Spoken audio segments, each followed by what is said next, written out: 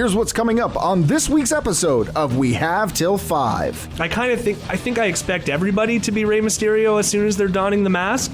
But is that racist? I don't think so. And if it is, it's the most politely racist thing I think so. Hit us up at Smarks Anonymous. I apologize, Mexico. At We Have Till 5. Let Andrew know if it's racist or not, too. Just expect all Mexicans to be good at Lucha Libre.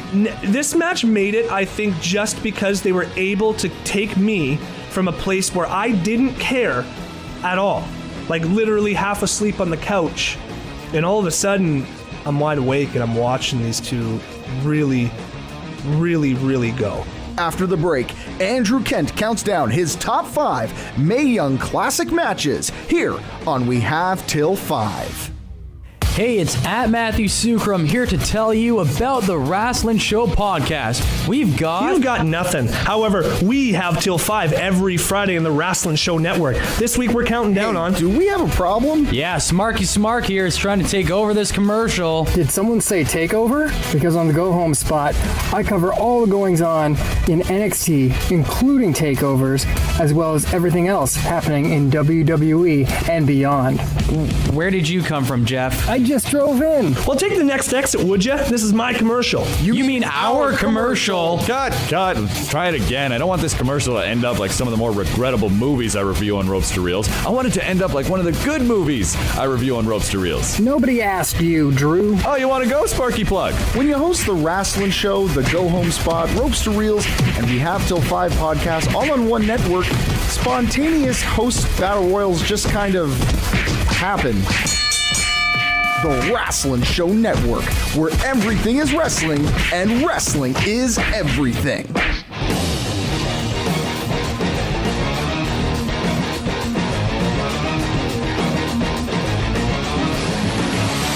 Welcome to We Have Till 5. I'm at Adam Conta, and sitting across from me, the incomparable Andrew Kent. Oh my. You love that, That's don't a good one. I love it. Now the people at home can finally see my face light up as you call me. Absolutely. The most wonderful things. We're trying to get more technologically advanced here at the Wrasslun Show Network. Woo. So hopefully you'll be able to see us actually interact. You can see the rage on my face. I know. I can't. When Andrew tells me that 1 week is long enough for a return. I can't wait to say something that really just drives you mental, and I can go back and I can look directly at your face. Because it's great. Don't get me wrong. I've went back and listened to that CM Punk thing about 12 times. Just anytime I was mad and I needed to be happy, I went right to it just to see your face. I loved it. Well, hopefully that will not be the case this week. I don't think Andrew, so. It has been a crazy week in the world of professional wrestling. Yeah. We're getting closer and closer to No Mercy. What is this week's top 5 topic? This week has nothing to do with the crazy week in WWE. Awesome. This topic has nothing to do with No Mercy. Great. This topic is something that I was challenged by. I enjoyed last week so much doing something that was out of my wheelhouse. I decided to do it again already. We got a lot of positive feedback. Yeah, good. And thank you all for everyone out there who did give us the positive feedback. We really appreciate it. Keep that coming. Yeah, please. So this week I decided to do the Mae Young Classic. Now, sir, this is going to be wonderful. Now, I do have to be honest, just right off the hop here. I basically watched this entire event over the last day and a half. Holy cow. So if there is a lot of wrestling. If there was something awesome that I missed and I just missed it because I was burnt out on wrestling, please just forgive me. These were the 5 matches that I thought that gave me the biggest reaction while I was watching them. I'm going to be very interested to hear which ones make your list, because I think in my mind, even just saying that, because this is the first time that I've heard you say that category. Yeah. I know I could personally come up with, I think, about 5 matches immediately that I would put on that list. So I'm very interested to see. I'll just give a little tease here for your little teaser program that you're going to do anyways. I appreciate the that. number 1 on this list might be my favorite female wrestling match of all time. Wow. Yeah.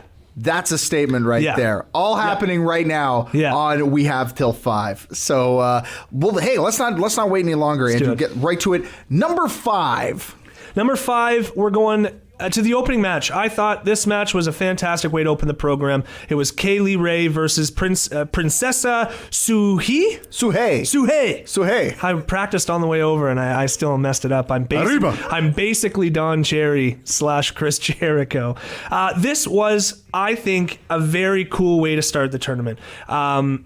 Without putting too much star power in there, because they had to leave the people who people were really tuning in to this tournament for. They need to leave them till the later episodes. This was a great way to start the tournament. Hard, fast paced, really stiff. Lots of good submissions, lots of good reversals. These two ladies really left it out on the mat, and I think they did a great job, kind of getting me amped, and me, being not a women's wrestling fan, typically really excited for the rest of this tournament. First of all, before I ask the question I want to ask, I want to first of all shout out Jeff DeHaan from the Go Home Spot, because this was something he suggested. Yep. Because like myself, he's all about the women's wrestling, so we're both very excited about this particular topic. But the question I wanted to ask you was, did either of these women surprise you? Well, I hadn't heard of either one of them. So I would say, honestly, my expectations for anybody coming out of Mexico is always high. It just is. And I think that's sometimes why I'm let down by Mexican wrestling sometimes, because as I have such respect for Rey Mysterio and Eddie Guerrero and Juventud and even a guy like Conan, like these fantastic Mexican Psychosis and all these wonderful wrestlers that I think I expect everybody to be Rey Mysterio as soon as they're donning the mask. But is that racist? I don't think so. And if it is, it's the most politely racist thing I think so. Hit us up at Smarks Anonymous. I apologize, Mexico. At We Have Till 5. Let Andrew know if it's racist or not too. Just expect all Mexicans to be good at lucha libre. Hey, that's what I'm hearing. But that being said, she did live up to my expectation of her. The Kaylee Ray I hadn't heard anything about, so I was pleasantly surprised, because I don't want to say that my opinion of women's wrestling is low. I've talked about it on this podcast before. I've seen the best women wrestlers in the world botch simple moves and get hurt, and it scares me, and it's probably a little sexist, and I'm sorry, but that's the way I feel. I love women, and I don't want them to be hurt.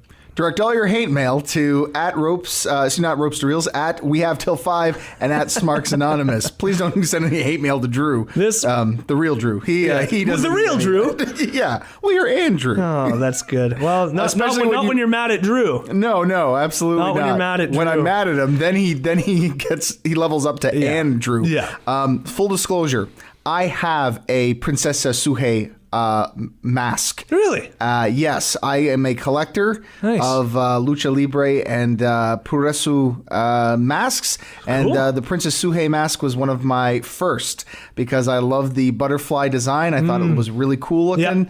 Yep. So there you have it. They had a fantastic match. Yeah, they did. She did great, and Kaylee Ray actually surprised me as well. I was surprised with what she could do. Let's move on. Number 4. We're heading all the way to the quarterfinals, actually. And this is I guess after the first round, it didn't surprise me so much, but Toni Storm and Piper Niven had a phenomenal match. This one made it. I'm a storyteller. You know that I'm a big fan of the 3-act wrestling match. They told the best 3-act wrestling match in this entire tournament. Certainly debatable, but I won't fight you on it, because there was a lot of great storytelling in this tournament. Yes. In fact, it's the thing I think I've enjoyed the most watching it, is that there's been some great storytelling. Allow me to clarify then. It was the clearest 3-act wrestling match, where and I kind of did a lame thing. Like I didn't even do it on purpose, but first act was all presentation, second act was all domination, the third act was all desperation. It honestly blew my mind when I was watching this match. They come into it, they're doing those double bridges and stuff like that. Piper showing off the fact that she is very athletic, like many big men in wrestling are.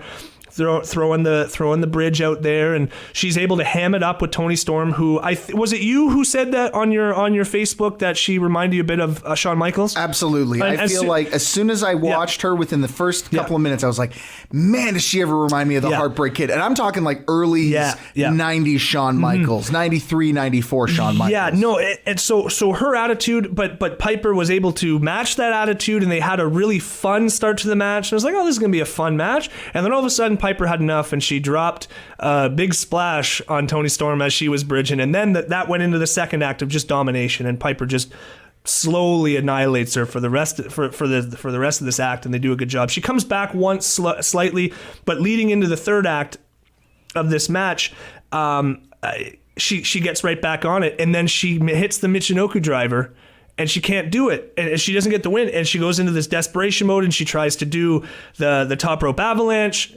eats the German suplex from the second rope, leg drop finish. It was honestly, in my opinion, the clearest, best three-act wrestling match of the tournament. It would be hard. You'd be hard pressed to find someone who would disagree with you on that. Also, I think I should mention 8 minutes or so into the podcast, spoilers. If you haven't watched any of the Mae Young Classic, matches are going to be spoiled for you in this one for sure. Yeah. And my apologies to anyone that was listening this far and didn't know that. Well, to be fair, I mean, the moment I come up and say, hey, we're going to be talking about the Mae Young Classic, you should know. Turn it off. You should turn off the podcast. Come on, be smart. The podcast. Be smart about it. All right, let's move on. Number Trace. We're going back to the second round for this one, and it's Bianca Belair and Kairi Sane in their second round matchup. This one was a surprise to me. I will admit that I was not impressed with Bianca Belair the first round. Neither was I. I thought she was fine. I thought she was a great prospect. I thought they hit her on the third episode for a very good reason. But man, this was a coming out party for her. What a fantastic showing. A tremendous match. Just it was sick the way she was hitting her with her hair. Like, I mean, I think we all kind of expected it at some point, but I don't know if she put some beads in that or what, or if Kairi just let her hit her as hard as she could. But whatever, it was a great match. I was very surprised. This one was not on my radar really, just because I kind of figured that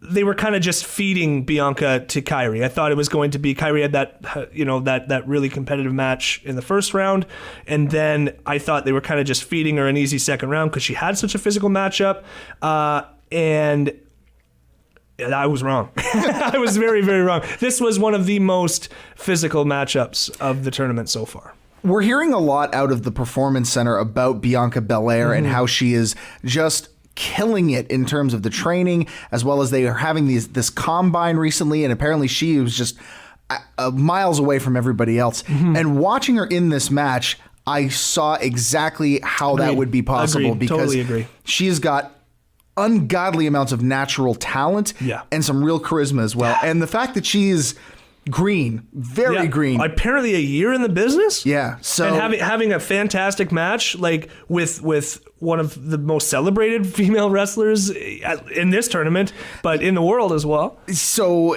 the sky's the limit for her as far as I'm concerned. WWE has got somebody really great on their hands with Bianca Belair, and I think that if they're smart, they're going to continue to develop her the way they have been doing that, because, man, she did a fantastic job as far as I was concerned. Before we get into the number 2 spot, I want to talk a little bit about, was there anybody in this tournament that we won't mention going forward that surprised you? That didn't necessarily make this list, but somebody that like, wow, I had no idea who this person was, and now I'm a fan. And so somebody who is on this list might not. No, I don't want you to mention any, because obviously we may get to that person, so that's fine. I'm just wondering if there's anybody on that list you were like, oh wow, I really didn't know much about this person, or I wasn't a fan of this person, and now that's been changed due to this tournament. I came out of this a big fan of Toni Storm. Really, I think her attitude's great. Piper Nevin really surprised me. But I am surprised that she made it as far in the tournament as she did. I was very surprised. But I was pleasantly surprised. I thought even after that first win, I thought they're totally going to do the Serena Deeb comeback story and they're going to follow that right through. Yeah. And I was shocked that they gave Piper the win over Serena. But I was happy with it. That was another one where they told there was some really great storytelling on display. As well. Is there anybody looking back on it that you are surprised wasn't in the tournament? Like, was there anybody that you were like, there's someone that like, oh man, I really wish she would have been in there? Oh, man. The only one that I can even think of, and she's not even a wrestler anymore, but it would have been a great way to bring her back, is Sarah Del Rey, who's working in the company. I would have loved to see... That would have been kind of amazing. I would have loved to see Sarah Del Rey come back in this tournament. I will agree with that. It's the only one that comes to my mind. That's awesome. Honestly, it would have been a great place if TNA didn't have her. Gail Kim could have really... I will admit that I had talked about it on... the Ropes to Reels episode, which you can stream right now on the Wrasslun Show Network. Nice. And I said that Alyssa Flash, aka Cheerleader Melissa, would have been a good choice as well. I'm not sure what her status is right now, though. Yeah. And another one that I would have liked to have seen, only because I don't know what her contract status is with GFW, is ODB. But I'm a big fan of that character and her work in general. You know who I would have loved to see in this is Rosemary. Yeah, I mean, clearly that would have been the number one choice as well, but I know her contract status is with GFW. There's no way that would have happened. Yeah, she's not moving, eh? No way. And you know what? She's doing really well right there. Obviously, some controversy recently regarding Mexico and Sexy Star. Speaking of women's wrestling. Yeah, exactly. Of course, Jeff DeHaan covered that on the Go Home Spot recently. Matthew and I covered it recently on the Wrasslun Show as well. But obviously, it's a bit of big news in the world of women's professional wrestling, and it's funny because you were talking about Princessa Suhei. Hopefully this tournament maybe will lead her to more bookings over here in North America, or at least in the States and Canada, that may have been held by a certain masked female wrestler previously. Named Sexy Star. Sexy Star. He's not afraid to name. He's afraid to name names, and I'm afraid too, but I'm just more stubborn, I guess. All right, speaking of stubborn, I think we've held off long enough. Number 2, Andrew. Number 2, here we go. This one surprised me. Abby Lath and Rachel Evers in the second round. I have it in my notes here, did not care one bit about this match when it came on. I'm gonna let you finish. I'm gonna let you finish. This match made it, I think, just because they were able to take me from a place where I didn't care at all, like literally half asleep on the couch watching this. Like, oh well, I can probably nap through this one. It's not like Abby Lath and Rachel Evers are gonna make my list. And all of a sudden, I'm wide awake and I'm watching these two really go. Like, they had that double kick spot where it looked like Rachel Evers got really knocked silly. That top rope power slam was great. They had a really good exchange of forearms, which I know they did a lot in this tournament, but those were probably the second best. They really laid him in there. Yeah, only my number 1 laid him in there heavier. What I noticed during this tournament, though, and I don't know if it's a road agent problem, I don't know. A lot of these matches I found ended a little bit too abruptly. And I think this one, if I remember correctly, I'm going to double check my notes. Yeah, it was one that finished, it seemed a little incomplete. We had just seen Abby take a top rope power slam that could have or should have ended the match, and then she kind of just gets up and delivers the finish, and we go home. So this match, I mean, it didn't suffer much, but like, in my opinion, but it did suffer, as did a few of these matches, that just from a finish that just seemed incomplete. That's interesting. I didn't see that at all when I was watching these, but that could just be something that I wasn't noticing. There was something that I was noticing, which was more of a a repetitiveness. There was like a particular move that I saw, and Was now, it a cravat?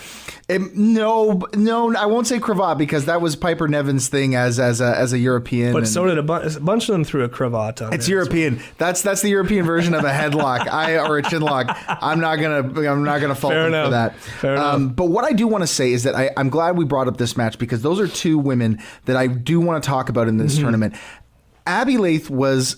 Again, and I'm ashamed to say this because I know how hard these women work, but she was a wrestler that I had zero interest in whatsoever. And you figure she was going to get... Did you figure she was going to get squashed by Jazzy in the first round? Of course I thought she was going to get squashed by Jazzy. Like, I couldn't believe they didn't... I was like, looking, I was like, what is this garbage? My pick for the finals was Jazzy versus... oh my God, I was going to call her Jen Blake, who would have been another great competitor for this tournament, but that's not what I meant. Candice LeRae. I was picking Jazzy and Candice LeRae as the tournament final. They kind of still gave us that a little bit, though. When they were talking about the original participants, that was one. That was what I thought was going to be the finish because I thought there was no way the WWE looks at the alpha female and doesn't take her all the way to the end because I thought she was going to be the monster that runs through the competition. They ended up giving that role to Shayna Baszler, who blew me away, and I'm gonna talk about her in a bit. I'll talk about her as well. But when Abby got that victory, I frightened my wife, who was sitting next to me. Because she was not expecting me to let out my, oh my God. And that's what it was. I couldn't believe it either. WWE, they got me. They got me because they never get me. Because I was completely surprised, taken aback, shocked, however you want to say it. Yeah. Because if I was to put money, I would be a poor man right now betting on Jazzy against her. And then here's the thing. I started to kind of fall in love a little bit with Abby Lath as a fan. And I loved this story they were telling of she's Mae Young's protege, and using her finish. And I was this close to being like, she could win this whole thing. They had me believing that Abby Lath could take this whole tournament. So I am an Abby Lath fan now. I was bummed out to see her eliminated, but she really impressed me. And Rachel Evers is one of the gals that I am over the moon with, only because I think that only on her natural talent alone and the small bit of training she's had with Lance Storm and obviously at the Performance Center, I think they've got a real diamond in the rough on their hands. She was sloppy at times, but not in this match, man. Not in this match, and I think that you can easily boot that out to inexperience. Yeah, of course. Because more than anything, at the end of her first match, I was like, I'm interested in this girl. I think she's a star, and I think she's incredibly I felt the opposite. versatile. I really did. Same thing with Abby Lath. I was like, why did they even put this girl over Jazzy? I'm just not getting it. Right out the gate with Rachel, I was like, there's something there. Like she's so versatile, and her strength is clearly undeniable. I was so taken aback by Rachel Evers. She is one of the gals coming out of this tournament where I'm like, I'm going to follow her because I think there's something special there. So I'm really glad that we brought that match up so that we could talk about those two individuals. I do quickly want to mention before we get to the number one pick about some of the gals that impressed me that we haven't talked a little bit about just yet in the tournament. I was a really big fan of, I can't think of her name now off the top of my head. I want to say Kadri, the woman who was from India who was trained by Great Khali. Yeah. I was impressed. And at first I thought this is going to be nothing. And holy cow, did she, I mean, it's funny because you hear like, oh, she was trained by Great Khali. And it shows if you look at her ring style. I don't even want to talk about that. Not a lot of mobility. But my God, the intimidation, the presence of her ring presence, and her strength. Yeah. Holy cow, did she was really strong. Yeah. She is one of those. We'll see her on SmackDown, I think, sometime. I honestly think she's one of those talents where if she can develop that a little bit more, she could be a huge player for them in terms of like a monster female character, like Jazzy. Yeah. And the other girl I want to talk about was one from the girl from Brazil who she really impressed me with her intensity. She has that kind of stare. it reminded me of Ronda Rousey, ironically enough, because Ronda Rousey, when you would watch her in a UFC fight, when she would walk down to the ring, she looked like she was ready to eat her opponent with a salad. Like she looked like she was going to tear her opponent from limb to limb. And this girl, she had that intense. same look that could stop a rhinoceros, just dead in its tracks. It was so vicious. So she's another one where I hope that WWE does something with her and continues to develop her, because if they can get her skill set up to that same level of her intensity, I think they got it. They got something there. So I mean, there's honestly so many more that I could talk about who really truly impressed. Rhea Ripley, I think, was one of the biggest surprises for me in this tournament. She'll pop up in my honorable mentions. Man, did she ever do a really great job as far as I was concerned? I'm a big fan of what she did. But the point I'm trying to make to kind of put a cap on this whole thing is, go watch this tournament. Like, I mean, you're going to be so surprised by all the Don't take it from Adam. talent. He loves women wrestling. I do love women wrestling. Take it from me, who I actually do fast forward it on a regular basis. I had, honestly, a lot of fun. I wish that I had been watching it from the start, simply so that I didn't kind of wrestling burn myself out a little bit. I watched a lot of wrestling in the last day and a half. A lot of it. And it all started to kind of look the same. And it's just don't do that. Don't go binge watch it, but enjoy it. Pace yourself is what he's saying. Super fun. So, honestly, some of the best wrestling I've seen all year. Yeah, I think there is no question about that whatsoever. I think the tournament can easily be listed as a highlight for 2017 in the world of professional wrestling. But what was the highlight of said highlight? That's what we're going to find out right now. Andrew, you're number one, the best match at the Mae Young Classic thus far. We haven't gotten to the finals yet. They're live, I believe, Tuesday. So I saw that ad a lot the last. Watch that. Yeah, I'll be watching that live. Be a believe lot of me. fun. We're going right back to the opening round. A match that I could not believe that they gave us in the opening round. These two women were high up in my picks. Kairi Sane and Tessa Blanchard. Of course, that's the number one. What else could it possibly be? It was. I think it's the magic. best. I think it's the best female wrestling match I've ever seen. WrestleMania 31, was that the triple threat? Which triple threat? There's been a couple of WrestleManias. Has there? Yeah. Well, the one that immediately comes to mind. I usually fast forward it, I guess. Well, here. Sasha Banks. Wait, hold on. Oh, put the glasses up we here. get to see it now. Well, if you go back in history, you'll see that the first instance of a women's triple threat match at WrestleMania was WrestleMania X8 in Toronto, Canada, and I was there live for that, so I saw that in person between Trish Stratus, Lita, and Jazz. And then there was a triple threat women's match the following year as well between Trish Stratus, Victoria, and Jazz. That was in Seattle for WrestleMania 19. So I'm not sure which triple threat you're talking about. Well, I was talking about one near the 30 mark there, nerd man. I believe you're referring to WrestleMania 32, the biggest WrestleMania crowd in history, where we crowned the first ever WWE Women's Champion. I shouldn't say first ever, but the new era of the Women's Champion. Charlotte, Becky Lynch, and Sasha Banks, who tore the house down. And I don't care what anyone says. I think it's the truth. Best match of the night for WrestleMania. So I can't think of one off the top of my head that's better than that one. So maybe Kalisto Ryback, but that was a pretty good match. I got to go with that triple threat. I really did like that match. I don't know, Ryback. Anyways. If it's Haas, it ain't worth nothing here. No. It's just not worth it if it's Ryback. I didn't see Ryback in your top five. He will never be in my top five. His podcast is pretty good, but his in-ring work, not my favorite. Fair enough. But this, it's a toss-up for me between this and that triple threat match at WrestleMania 32 as what is the best women's wrestling match I've ever seen. They kind of got to tell this cool story in this. I don't know why they didn't tell this story during any of the rest of the matches, but this desperation of like, one of us goes home.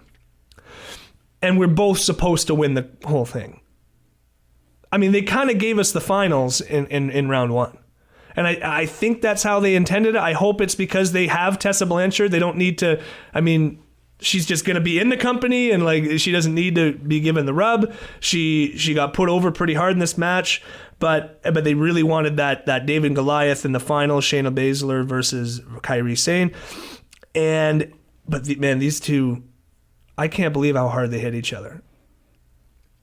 I mean, I haven't seen forearms like that since Mitsuharu Misawa. I'm telling you, like, nobody hits each other that hard. To me, this match was a revelation of both talents because I hadn't seen a lot of Tessa Blanchard, but as I said in my video review for the match of the week when I didn't know if Jeff was going to get it in time, which you can see on the Wrasslun Show Network's YouTube channel, I think Tessa Blanchard's ready now. Yeah. Like, I think she's good enough to be on the main roster right now. And my new dream match is Tessa Blanchard versus Charlotte Flair because be a great match. I think the battle of the second generation horsemen would be absolutely insane. And Kairi Sane, she's an artist. I mean, the things she was doing in that match were absolutely phenomenal. That elbow drop. That elbow drop is the best elbow drop I think I've ever seen. It's a work of art. Yeah. It is a work of art. Yeah. And if you have not seen this elbow drop, please, even if you hate women's wrestling, if you do, first of all, you're no friend of mine. Secondly, go out of your way just to watch that match so you can see that elbow drop. It is perfection. Yeah. The kick, the near falls, they both hit their big moves, and honestly, I wrote right in my notes, it will be interesting to see if anything can beat this, and nothing did. Until the finals. We'll see. I do think, now that's kind of what I do want to talk about a little bit, because you'll notice that conspicuous in their absence is my number one pick, and your number one pick, and Jeff's number one pick, and let's face it, would have been Matthew Sucrum's number one pick too. Yeah, it should have been Drew's. My heart did break a little bit. But her and Shayna Baszler did not make this list. Now, Shayna Baszler did not make this list not because she had bad matches, I think. No, but because I think if I was making a top 5, I would have put the Candice LeRae Shayna Baszler match in there. But it's okay. Listen, like I said, I wanted to. There is a lot of matches on here that you could throw in that top 5, and I'm not going to argue with. I couldn't. That was a story match. Yeah, absolutely. not necessarily telling a story, but they're gonna wrestle in NXT. They're gonna wrestle somewhere. You know what I mean? Like they were building a story with that match. It was way too short. I had written it down. So the way I kind of watched this was I would watch it, and when something kind of caught my eye, I'd start writing about it. But I wouldn't write about everything right away. This one I immediately had put in. I expected this to be contender for number 1. I really did. Yeah. But then It was very, very short. It was like they did 5 or 6 spots and then went home. And for me, it just on a list where there's all these great storytellers and really great surprises, I couldn't quite put a match like that on here. I did put it in my brain for later. I may or may not make my honorable mentions, but Shayna Baszler had some great matches to build her character. Yeah, and that 100%. her rear naked choke out of nowhere, honestly, I couldn't wait to see how they were going to do it every match. Again, we talked about this in the past. It was one of those matches where it was so good that I couldn't be mad at the fact that my pick had just been eliminated. It was that good. I was just like, I can't be mad at that match because it was just so entertaining. It was entertaining, and I think maybe what happened in my heart for it was just I thought that if they're going to put her over, Candice maybe should have been just a little bit more protected in it.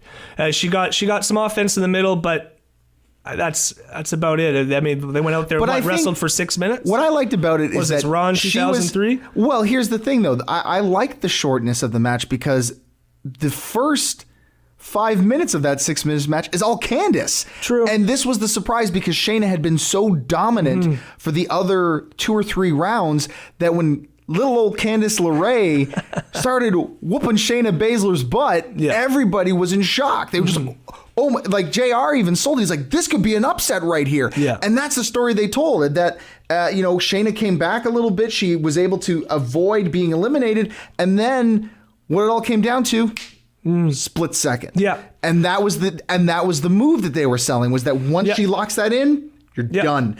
It was great. So to me, the length of it didn't bother me at all because they still told the right story, which was Candace shocking out of the gate. Are we going to see the upset of the tournament?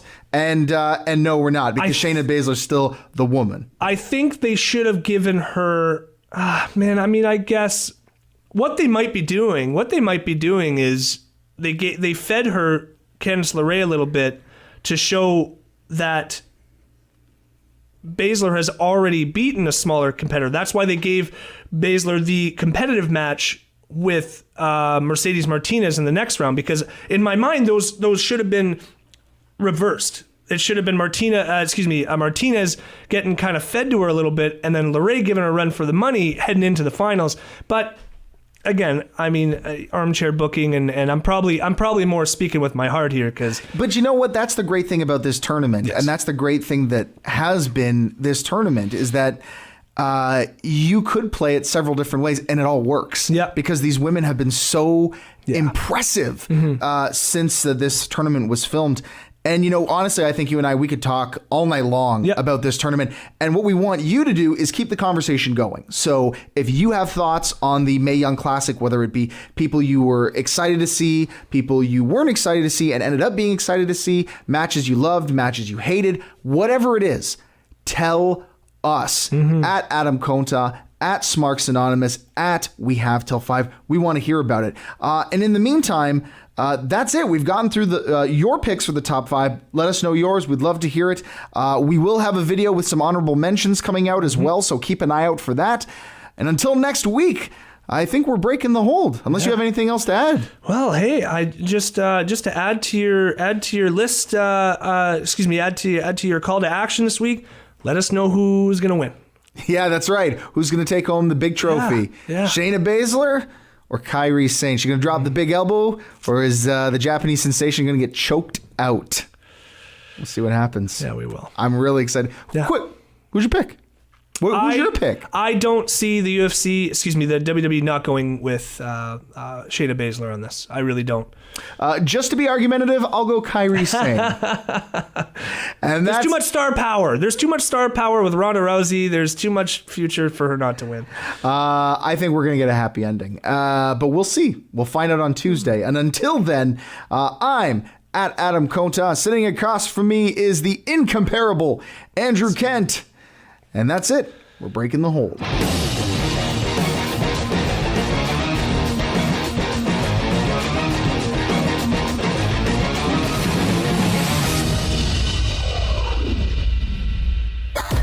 has been a presentation of the Wrasslun Show Network, where every